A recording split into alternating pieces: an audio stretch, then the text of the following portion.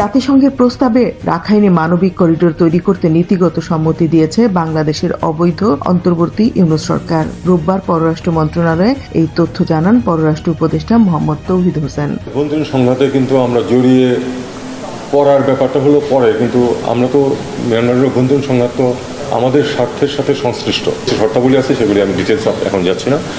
সেই শর্তাবলী যদি পালিত হয় আমরা এটা অবশ্যই কোঅপারেট করবো ইউএনের তত্ত্বাবধানে। অবশ্যই প্রমাণিত হলো প্রধানমন্ত্রী শেখ হাসিনা যে পশ্চিমা বিশ্বের পার্বত্য ও সেন্ট মার্টিন নিয়ে ষড়যন্ত্রের কথা বলতেন তাই সত্য। তিনি দেশটাকে বুকে আঁকলে রাখলেও বর্তমান পাকিস্তানপন্থী মৌলবাদী অবৈধ সরকার পুরো দেশটাকে নিলামে তুলে দেওয়ার মহাপরিকল্পনাই বাস্তবায়নের পথে। রাজনৈতিক বিশ্লেষকরা বলছেন এমন সিদ্ধান্ত দেশের স্বার্থের বিরুদ্ধে। অভ্যন্তরীণভাবে সংকটাপন্ন থাকা ইউনূস সরকার কেবল নিজেদের টিকে থাকার স্বার্থেই বাংলাদেশকে অন্য দেশের গৃহযুদ্ধে জড়িয়ে ফেলছে, যার পরিণতি কোনোদিনই ভালো হবে না।